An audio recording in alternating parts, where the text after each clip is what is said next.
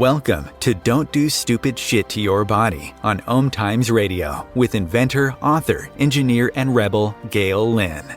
Gail has over 3 decades of solving her own health mysteries and then helping thousands of others find a better quality of life through sound, light, frequency, and vibration.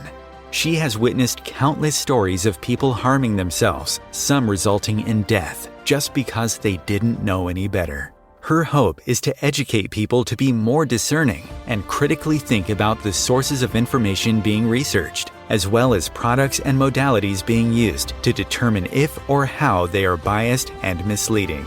Don't Do Stupid Shit is inspiring, honest, authentic, and unapologetic. Listen now to laugh and learn from Gail Lynn and her guests as they discuss how to be more discerning with healers, energy modalities, what you put into your body, and, most importantly, to listen to your body. Here is your host, Gail Lynn. Hello, hello, hello, everyone. Welcome. As you know, we have to tell Chris a couple jokes before we get started. Otherwise, he just doesn't have any fun.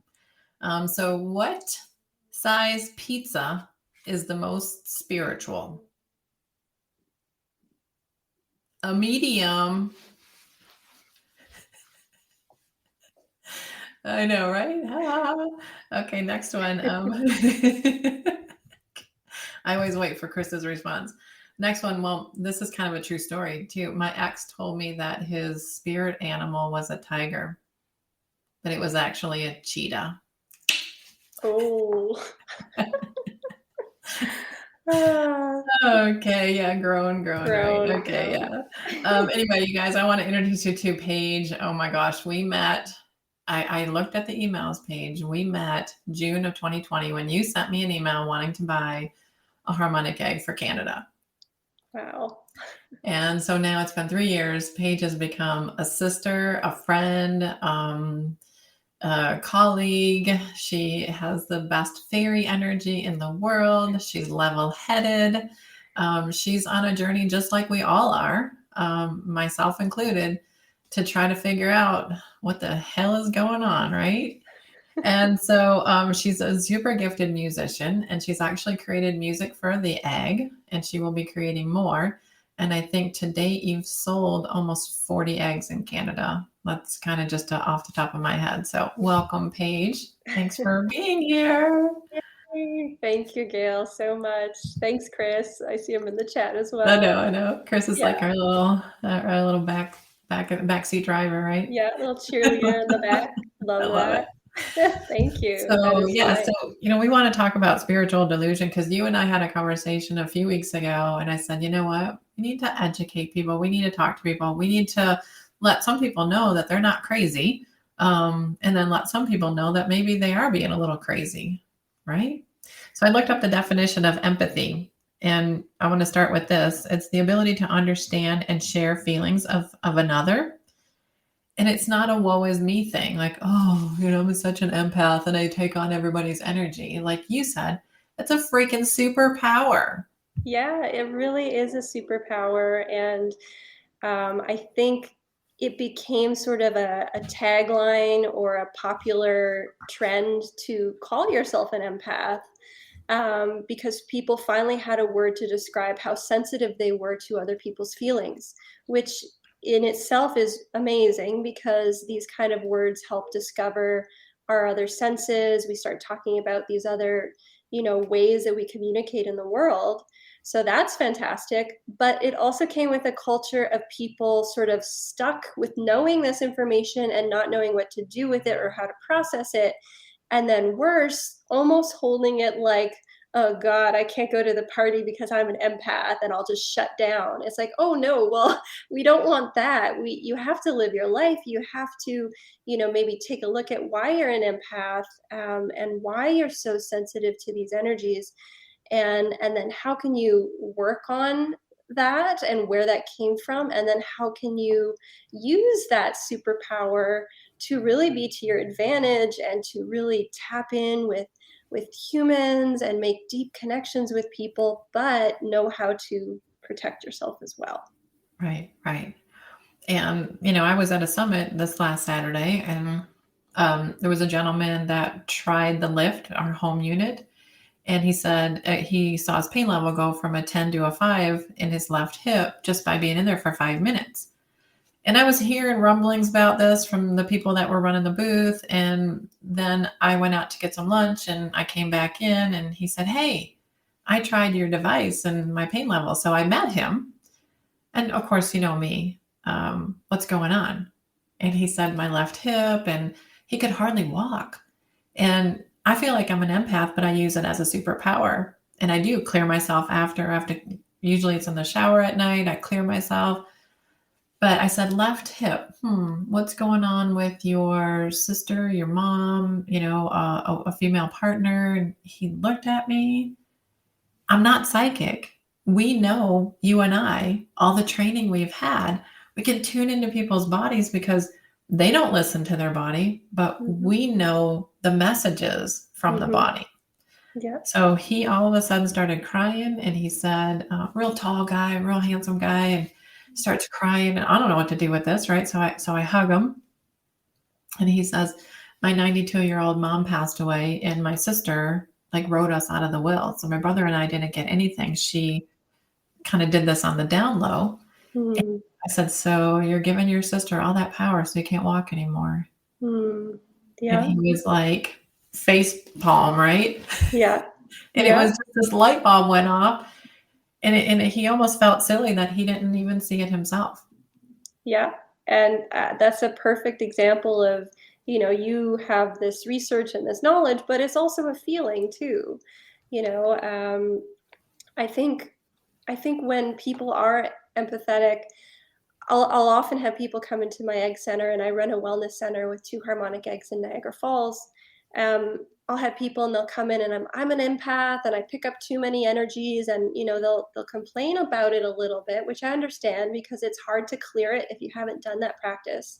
But the thing that I go to is I say, "How did you grow up? How was your household? How did your parents yell a lot? Did your parents get divorced at a young age? Did they argue? Was there abuse potentially?"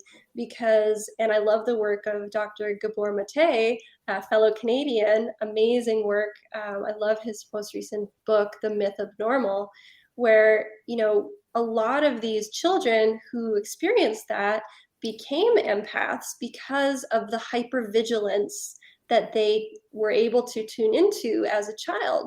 So, me, I'm a child of divorce at a very young age. I think I was 9 when they divorced.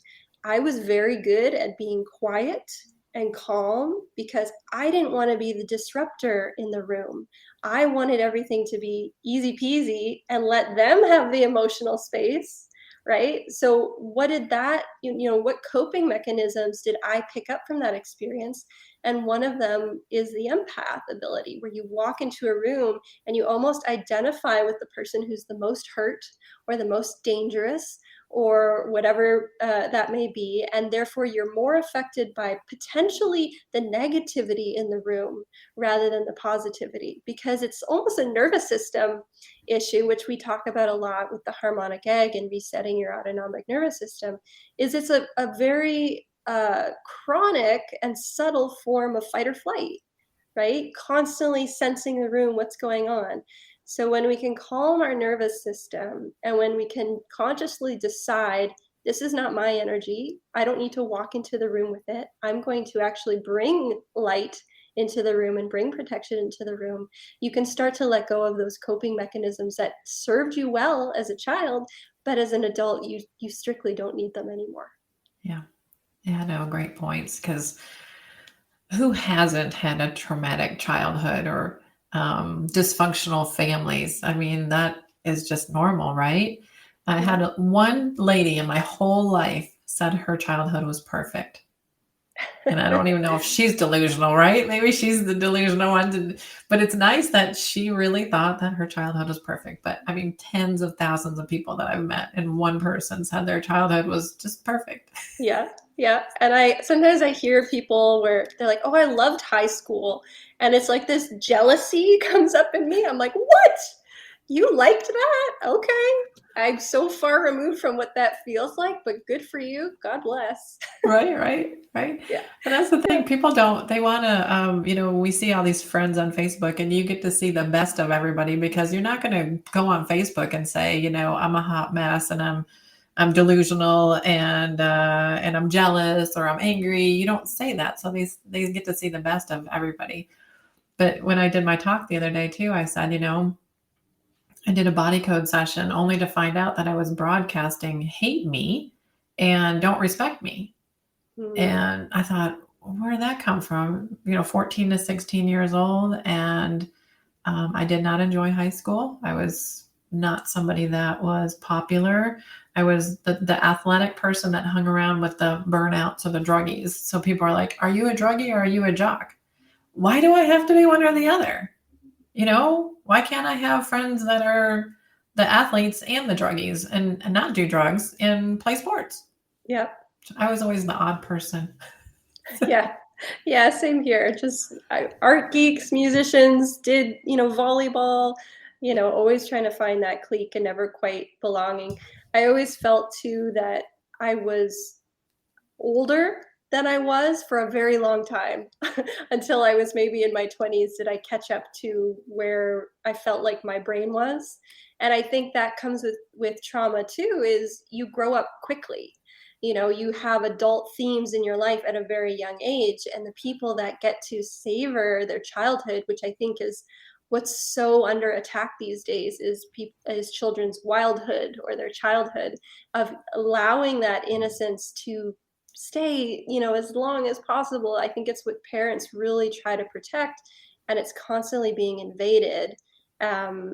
So I think, yeah, when there's trauma there, you just have these adult themes at a very young age. So you kind of grow up too quickly and you kind of lose that gap between, being a teenager and a young girl. But I love the thing that I love about the way the universe is designed, the way that God designed it, is when we're children, and we're maybe, I think it's age 1 to 5, 1 to 6, we have no rational emotional discernment. It is not programmed in our brain. So the Healing Codes was one of the first books that you turned me on to when I first so I signed up to get my harmonic egg. And they were talking about how this woman was self-sabotaging herself and growing up, and she could never find success. She was super smart, but all of her businesses, she couldn't find success. And they traced it back to when she was a little kid. Her sister got a popsicle, but she didn't get a popsicle. And when you are a child with no rational emotional processing, all you feel is, I'm not good enough. I don't deserve it. Why did someone else get something and I didn't? Meanwhile, the mom was just, you didn't eat your dinner. You shouldn't have a popsicle, just being a good mom. But the child, thinks of it that way. And when I look, and I love doing this, I call it the bird's eye view. When you take yourself out and look at the bird's eye view of the design of that, of the perfect geometry of that, right? The sacred geometry of that, is that even if you have perfect parents, even if you have a perfect background of where you come from, there's no escaping perceived trauma because we go through those years without being able to rationalize these emotions. So everyone will get these building blocks and everyone will get these lessons as a soul that they're going to have to work through. So it's gorgeous in its design, as it is unavoidable because it helps our soul evolve. Yeah. Well, remember the story I told about the little girl that was allergic to apples, and they narrowed it down to when she was eating an apple, she saw her cat get hit by a car. And in her brain is like, apples are bad for the rest of her life until she became an adult with rational thinking. Yeah. She was no longer allergic to apples once she put that. Our minds are so powerful, so right? Powerful. So let's talk about the spiritual delusion and what we've seen with our clients and our colleagues with that. Yeah, I think, a big pattern that I see working with the clients, and we're in our second year now, is a lot of diverting away from the shadow work. I think there's a lot to be said about, we talk a lot about the process of ascension, versus, just grounding. And everybody wants to ascend and they want their crown chakra blown wide open and they want all of their amazing gifts, which is beautiful. And you have them, you all have these gifts, and they're sacred and important. But you need to learn how to ground. You need to learn how to exist in the world that you are existing in and know the difference between spiritual ascension and spiritual escapism. I think there's a difference there that you have to just check in with yourself if you're actually using it as escapism. And I see it a lot in like chronic positivity. It's all good. The universe will all fix it. And, I just got to think positive thoughts rather than it's okay to have negative thoughts. It's okay to have anger. These are a part of ourself that is showing us who we truly are and trying to assimilate the duality of the dark and the light that we all carry. And I think what happens along people's path, whether they're pursuing a new project or starting a new business, they'll use their spiritual, let's say, notions, and that end up causing a blockage. So an example of this would be you're starting a new business, you go to get your business cards made, and they never show up, right? Something happened in the mail, it didn't show up. And so the person goes, it's a sign. I shouldn't start this business. The universe didn't send me my business cards. No, please don't let that stop you, okay? Yes, signs are important. Validation is a beautiful gift from the universe, but alignable action to your manifestations is what will propel you on your best path that your highest self is propelling you towards. And usually these also show up, oddly enough, as your shadow work coming up, creating these obstacles because they're like, you know what, Paige, you want to open an egg center? Well, first we're going to bring up all this shadow stuff for you to deal with in the form of, your business cards not showing up, in the form of you can't find a rental space, in the form of, your close friend is showing jealousy of your new job, like whatever it is. And it's not, okay, give up and oh, the stars didn't align and, Uranus wasn't in, ascension with your plan. It's not about that stuff. It's about pushing through with kindness to yourself of, okay, how do I break this down? Why is this fear coming up of not deserving, I'm not worthy, that we deal with a lot of, what's it called? Imitation fear, or where you don't feel worthy to be helping other people, right? That happens a lot. And I think the shadow work is there to prepare you, and it will always be a part of your life. So don't spiritual bypass it. Dig into it. Kadrick Olson is a really great leader in the space of integrating your shadow self. So I totally recommend checking him out as well. And just know that the shadow is you, and it deserves love, and it deserves acceptance. And don't let the obstacles stop you from alignable action. Yeah, no, it's so perfect. And so some of the notes I'm making here is, we need to express our anger. Because so many people are like, oh, everything's good, it's good. And then they've got liver cancer because they didn't express their anger. And they're like, oh, I'm not afraid of that. I'm not afraid of that. Then they have kidney cancer because they didn't express their fear. I mean, it's okay to be vulnerable. And that's what I've learned is like, I'm just going to be totally vulnerable. And as well as anybody else that I know, that I express my feelings. And then we're done. Then we move on. It's like, okay, this made me feel this way. This made me feel this way. But I'm super healthy. I ran into some people I haven't seen for about 5 or 6 years at the summit. And they're like, oh my God, you look so good. I'm like, well, I'm tired because of all the stuff. I mean, this business is growing and you're a big part of that, of course. And so I said, I'm tired. They're like, you just look amazing. And so it's more stay in high vibe. And when you find that you're broadcasting things like hate me, then you go figure out where it's coming from and then rebroadcast something else. If you're attracting something into your life that you don't like, it is no one's fault but your own, because you're broadcasting that to be attracted to you for learning a lesson. Mm-hmm. And let's flip the script. You didn't get your business cards. You call them up. You go, I didn't get my business cards. And then they send them to you for free. Yeah. Woohoo! Right? So there's the sign that you're supposed to be doing Yeah. it, and the universe is gifting them to Yeah, you. absolutely. Push that little bit further. Right. Don't Get your quit. hands dirty, people. Like it's not all gonna be peachy keen.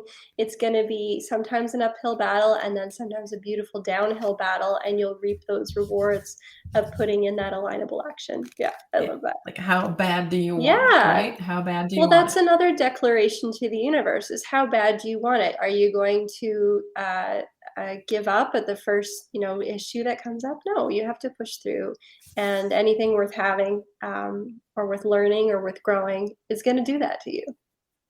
Yeah. No, I love it.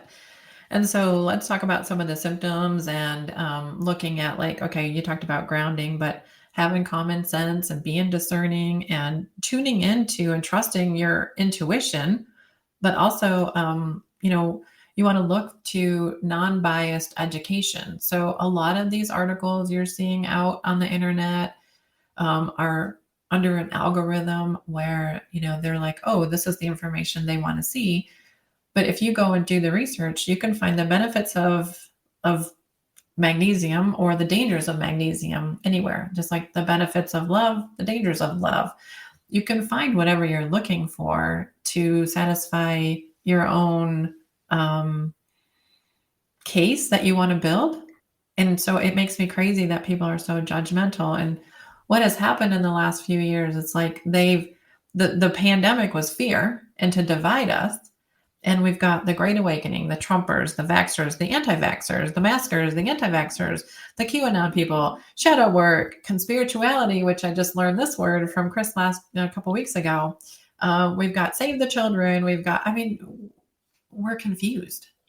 Yeah. And I think anything that you need validated, you will find the validation. Um, And I think that's what's kind of prickly and also amazing about the universe at large, about this quantum field that we're playing in, is you can dip your toe anywhere, honey. You can you can go the negative, you can go the positive, you can find validation for anything that you want to do. At the end of the day, the same lessons that you have to learn will present themselves. So if I didn't open my Harmonic Egg Center and I, became an auto mechanic, I would still have the same, maybe not wrapped up in the same presentation, but I would still have the same lessons come through. I think the other thing that's starting to present itself now that I'm in my 30s is I'm seeing cyclical karmic lessons where I'm like, oh, I've seen this before. And I think what I do is, as what's been helpful for me is I think about when did this happen before? And who were the players? What did they represent? How did I handle it? How did I feel? And what can I do differently that will maybe move some of those emotions forward faster or get to a resolution that feels better for the highest good of everyone sooner? And it's been helpful. It's almost like a history map for the future, right? You can tap into those timelines. But I agree. I think you can be validated either way. And it's really to think that you are not co-creating your life and that this content is just being poured in and mapping the way is not so. Really, it's up to you. You can co-create any darn thing and you can get really good at it and get really quick at it too. Yeah. And so, like, people are so convinced that they're right or someone else is wrong. And those same people are convinced that those people are wrong and they're right. And so, like, how do we get here? How did we get to this place where we're so judgmental of each other? Well, I think judgment comes from something we see in others that is in ourselves that we don't like. So we see someone taking their health for granted and we judge them because we would never do that to ourselves anymore because we've, woken up or we've, become conscious of the way to treat our body. And to see someone live with so much lack of self-love hurts us. So that reflection, because that person is a reflection of me and we are a soul connected, it hurts us. And the defense mechanism, I believe, is to judge. when really we should be, looking at them with empathy. There's that empath word again, that superpower. And I always kind of like zoom. I'm such a visual person. I'm an Aquarian philosopher at heart, but I do a lot of visual things. So I like to zoom out of a visual of what's happening in a situation and kind of look at the bird's eye view and see things like that. See that they are a mirror of me. See that to judge them or to exclude them the way that they may have judged or excluded me is just as bad. Especially the spiritual community, which many people, I had a lot of people in my center come in and they were attacked, or they were, detached from their family members because all of this polarity that's been going on. And our mission was to bring them in a state of compassion, because they should look at that family member or look at that, sibling or whoever that really cut them off or hurt them, and have compassion for them, realize that their scope of their reality is not the same as theirs, and that they should be humbled that they can see this scope and see the depth of this compassion where someone else in their life cannot, and be accepting of that. I love it. Well, we have a lot more to talk about. We're going to go to a commercial break, and then I've got all kinds of notes to recap and when we come back. Awesome. Thanks so much, Paige.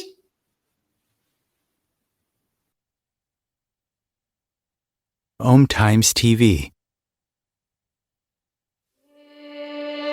Experience light and sound in your own home with Harmonic Egg books and music. Take a deeper dive into the inner workings of the harmonic egg through Gail Lynn's book, Unlocking the Ancient Secrets to Healing. Experience Harmonic Egg's consciously created music on USB. Over 10 hours of high-frequency, high-vibration, high-energy music created with love, integrity, and intention. And The Little Dragon and the Giant Egg hardcover book makes the perfect gift for young and old, holidays, birthdays, anytime. Order these and more at harmonicegg.com.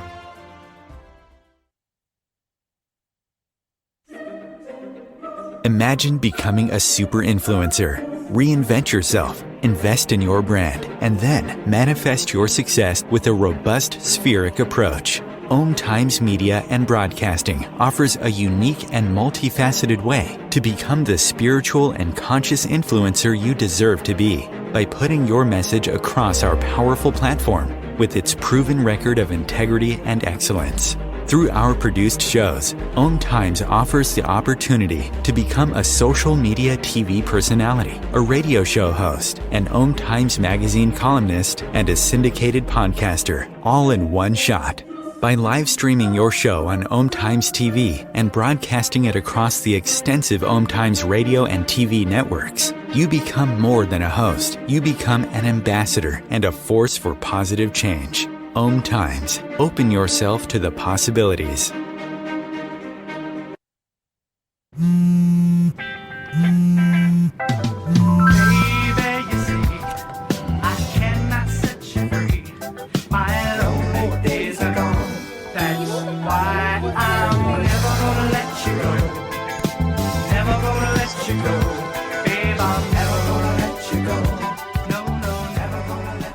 Here you go. Thank you. Thank you.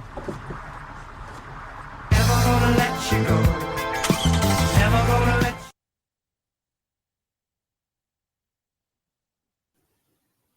Welcome back. I like saying that. So we were just talking about, how people stand in judgment of each other because they're sure that they're right and the other person's sure that they're right. And we're talking about how, if you really want to do your dream, how bad do you want it?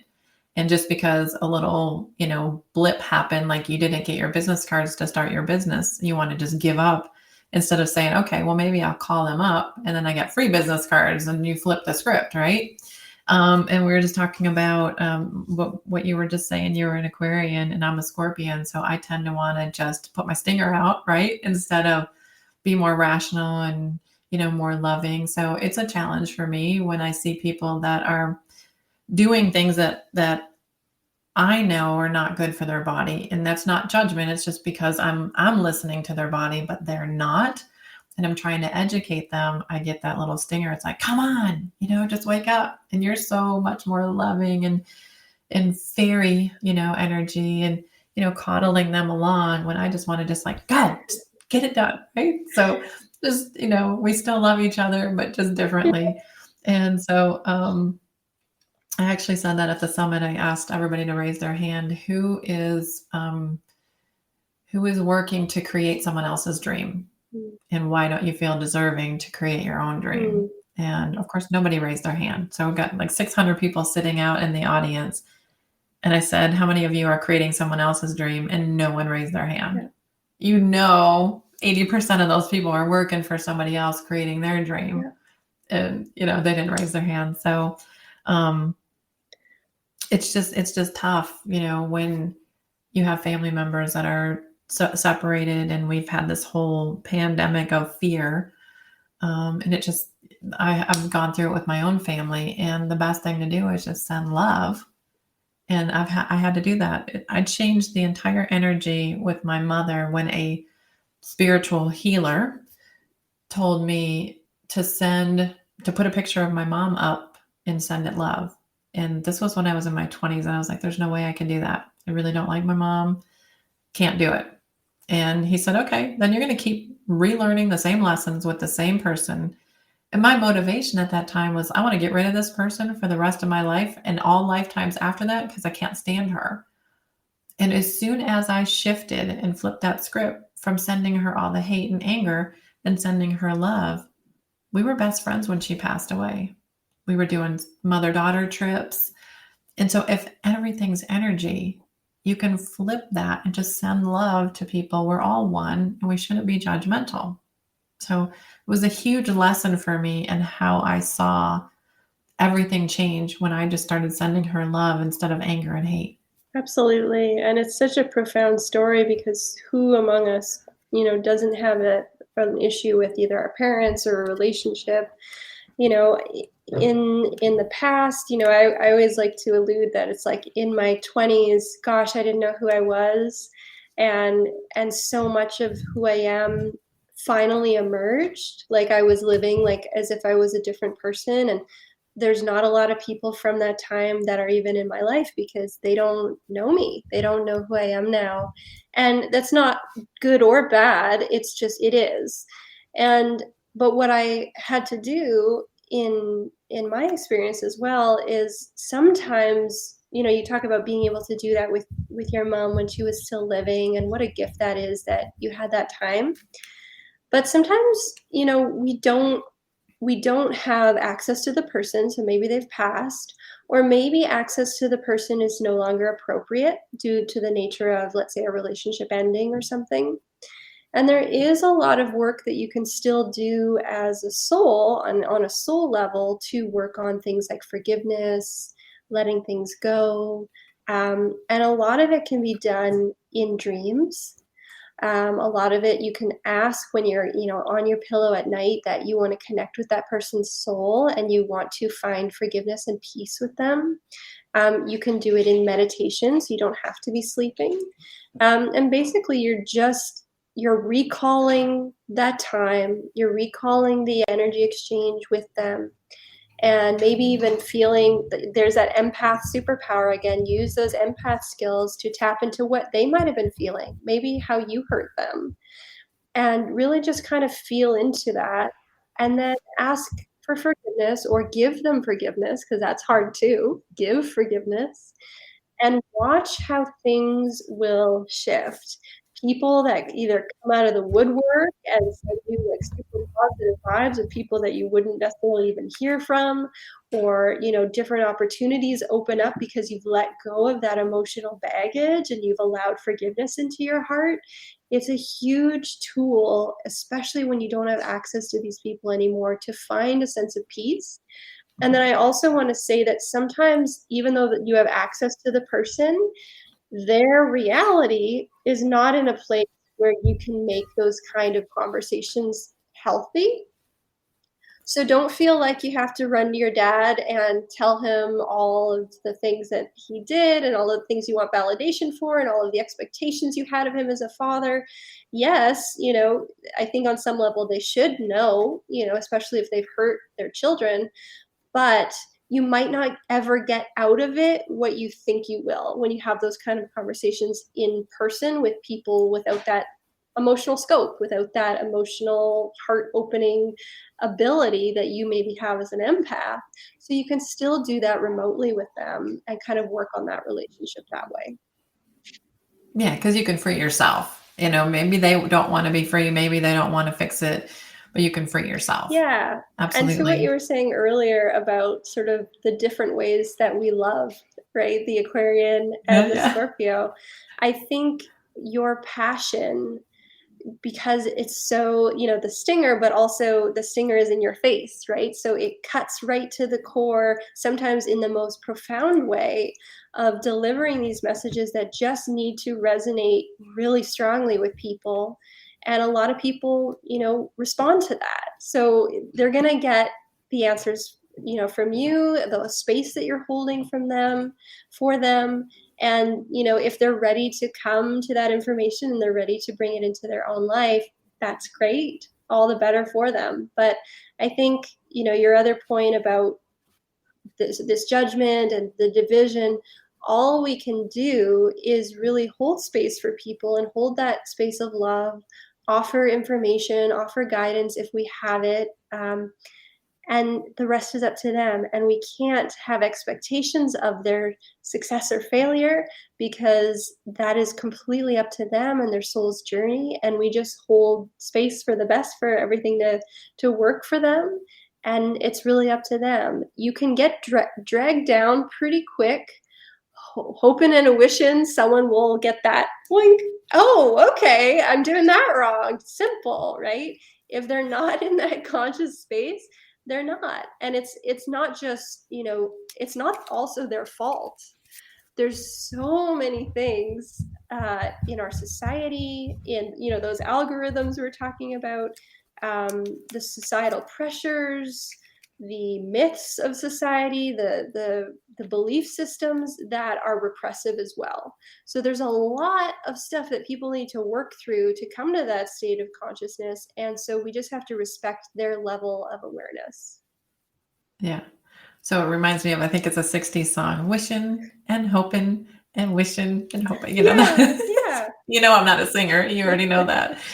But no, it's true. And I just hope that, people will hear this and say, maybe I should be less judgmental. Maybe I shouldn't think that I'm correct. And that maybe I should just respect that other person is on a journey and I'm going to meet them where they are and just love them where they are.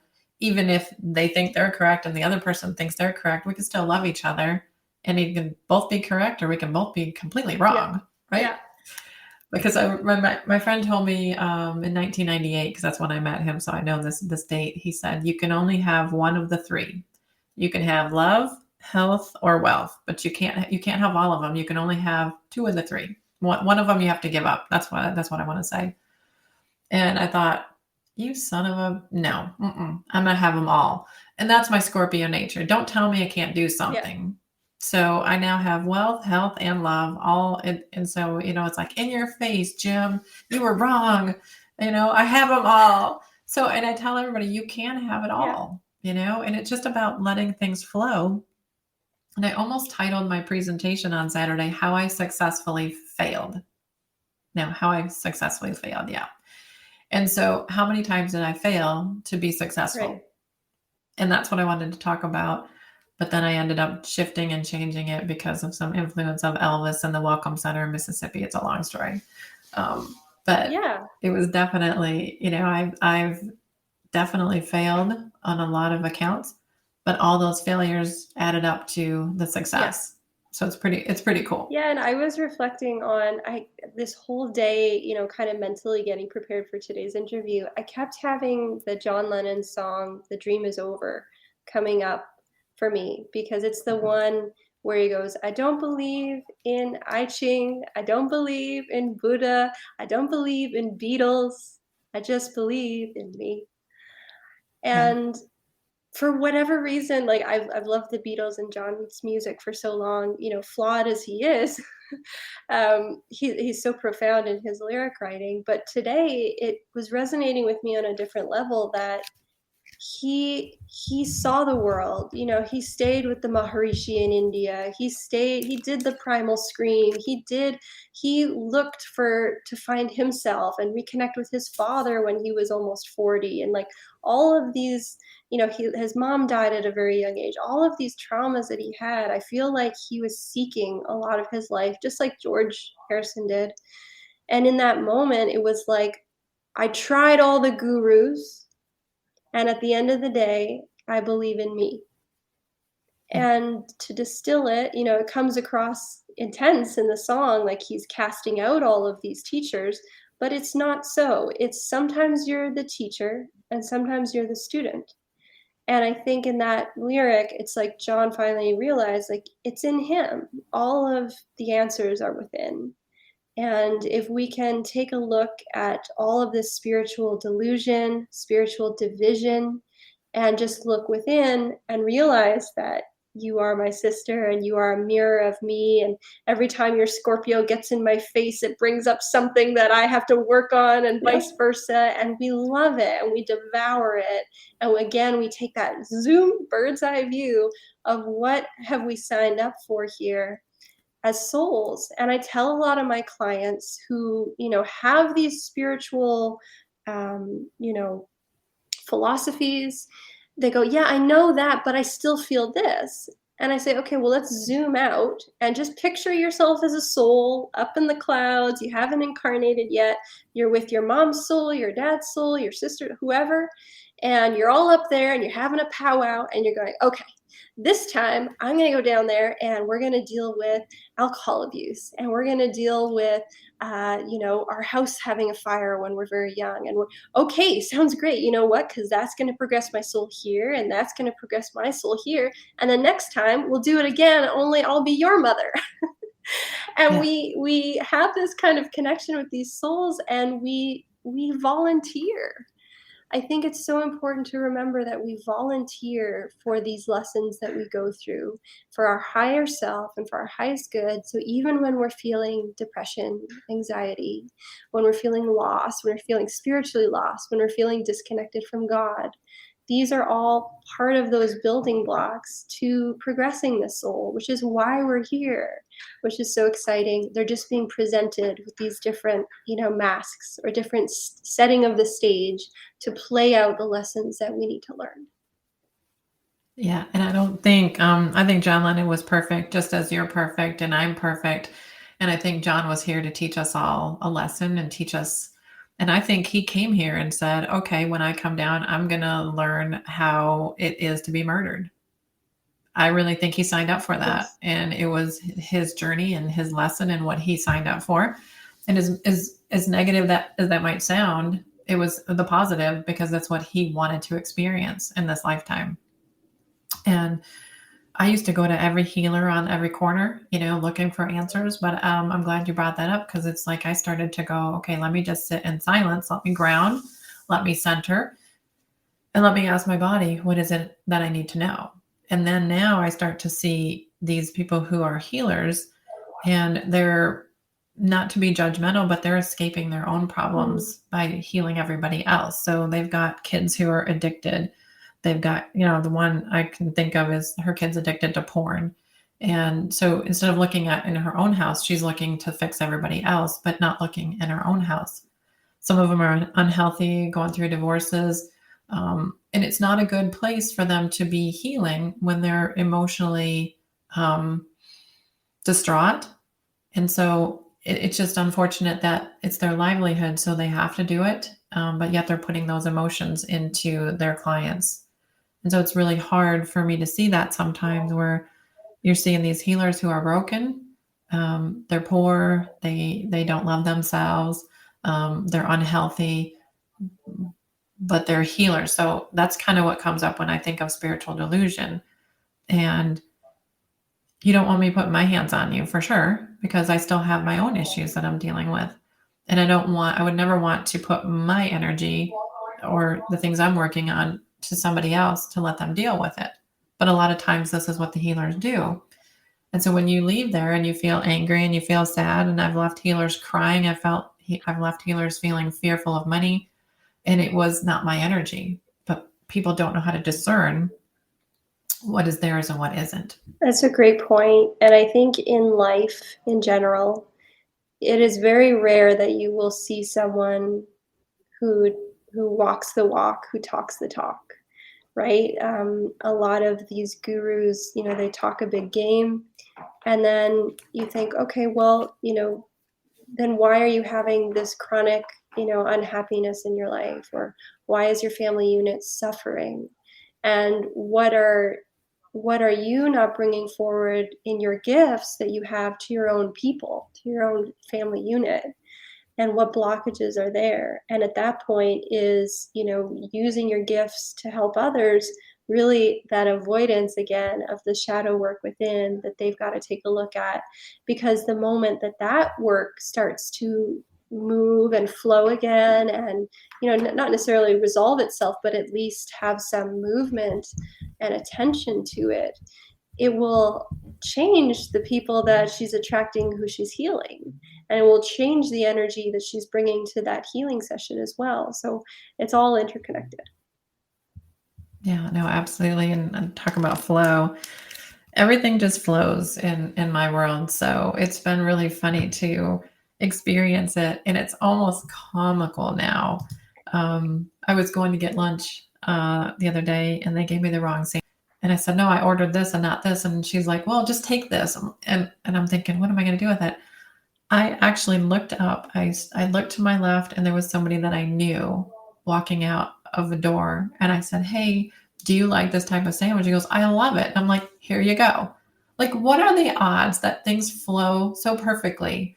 Yeah. And then we were leaving the summit, and I didn't bring like a dolly or anything. And I had a half a box of books I needed to carry. And we had talked to probably 150 people.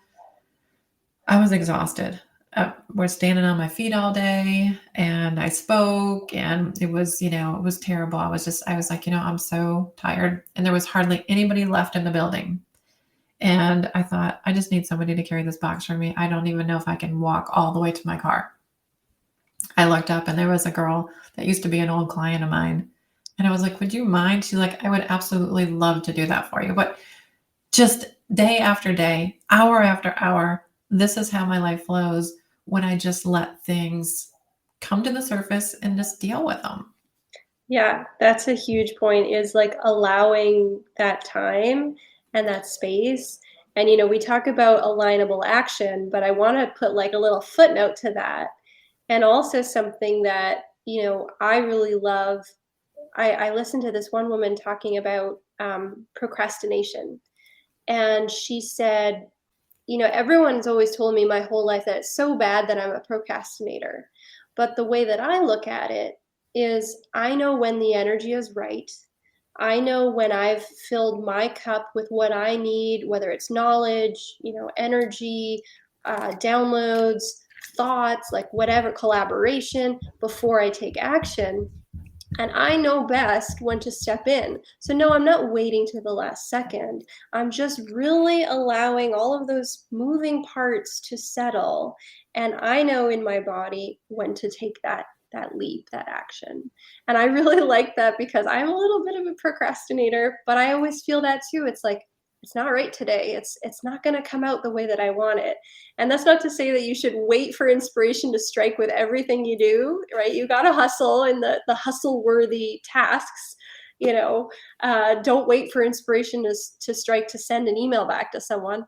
But when it's an important thing, and when you really need to feel right about something, there is grace in leaving space for that kind of to come into the right zone. I love it, because I procrastinated about the presentation I had to do this last Saturday, and I knew about it for months, and it just wouldn't come through until Bill and I went on our little trip, and we went to the Welcome Center in Mississippi. And I looked up, and there's a big Elvis statue, a little cardboard cutout. And then there was the brochure. It says, one little thing can change everything. Mm. And as soon as I saw that, it clicked. And I was like, I have to tell the story about how bullfrogs are the thing that got me to sound and light therapy. Because I was looking for bullfrogs for my mother-in-law. I found Bayou Bob. He had just gone to a C-level executive conference. He told me about it. And that's when I met the guy that invented the light box. Yeah. So bullfrogs is the one little thing that changed everything for me. Yeah. But I also remember I was like, come on, Paige, we need to do that video. You're like, I can't. I'm not in the right space for it yet. I'm not in the right space for it yet. And I'm like, well, I needed to get done yesterday, Paige, and I'm a Scorpio. So get it done. And you're like, not in the right space for it yet. It'll come. Yeah, and I think too, as women, this is maybe a bit of a sidestep, but I've been trying to use this as a new superpower, which is actually zoning in on where my cycle is. And, I can't remember the lady's name on Gaia that Regina Meredith interviewed.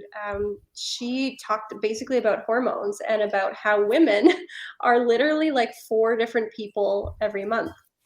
Right? Because their cycle's changing, the hormones coming out, you're a little bit higher in this week, you're a little bit lower key in this week, then you got all this energy, and then you really got to like take it easy. And I've been trying to tap into that from an energetic perspective and just sort of arranging, should I be doing all this labor outside, moving all these bags of soil? No, I'm going to wait about 4 more days when this hormone is a little bit better. And it just serves me better to wait and let my body decide kind of the task. So yeah, with that video, I did not want to be on camera. I did not have ideas flowing. And then the moment I did, I just stepped into that, and then it flowed so effortlessly. So yeah, there's something to be said about positive procrastination. Right. But like you said, you can't procrastinate on paying your taxes or anything. But right. But there are some things that need that creative energy to come through. And maybe it's a different part of your cycle. Maybe it's a different part of your life. Some people say, I got a book in me. Well, then maybe that book's not ready to be written until you do another chapter of your life, right? So maybe you're not procrastinating writing the book. You're waiting for that next chapter. You're waiting for the perfect ending of that book. And then there's the other thing that I was going to say is about a lot of times they said in the olden days, I want to say, but back when shamans weren't allowed to be shamans if they were women until they were done bleeding. Because that's when they had the wisdom. And that makes so much sense. So I feel like I'm so excited to be in my, post-menopause and not bleeding anymore. And I just feel like I am having the best life ever. I mean, I am definitely living my best life. And it's a little scary because I'm thinking, well, I'm 52 and I'm living my best life. And I think it's just going to get better. Yeah. It's so crazy. It's so crazy. Okay. So we could talk all day, and I'm teasing Chris in the private chat. Tell him, nope, we're not going to be done in 4 minutes. We're going to keep going. No, we're not though. All right. So tell people more about how to get a hold of you. What are you doing and where are you going and how do they get a hold of you? Yeah, so I the big thing here in Niagara Falls, Ontario, Canada, is I run a wellness center. You can find me at harmoniceggcanada.com. We were the first in Canada. Like Gail said, there's I think over 40 locations in Canada, whether they've been installed already or they're on the way. And then as a composer, if anyone has interest, I just have a website, paigecora.com, and that has all of my kind of pop music. Some of the scoring that I've done for documentaries are on there. And then actually, if you go to harmonicegg.com, there's a USB called Soul Concerto. That was a double song album that I created in collaboration with Gail and Harmonic Egg that is now used in the eggs across the world, which still blows my mind.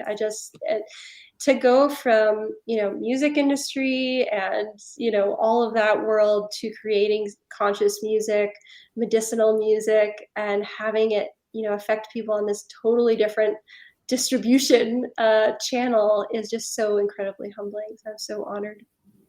Yeah. And Paige, oh my gosh, if you guys have an opportunity that you need some piece of music, she's so felt about it, if that's the right word.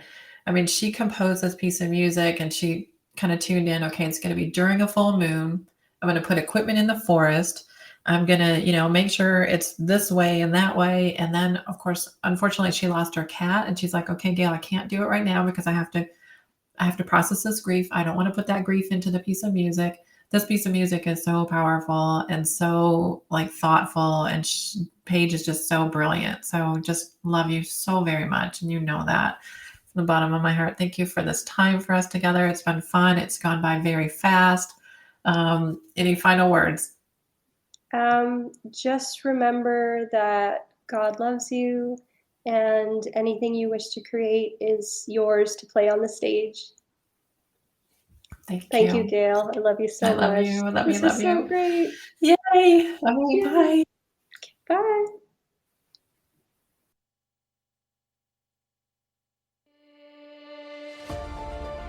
This show is not intended to diagnose, prevent, or treat any diseases or illnesses. The information presented within cannot substitute the advice of your physician or other trained healthcare professionals. The content of this show is for educational purposes only and is the expressed opinion of the show host and guests.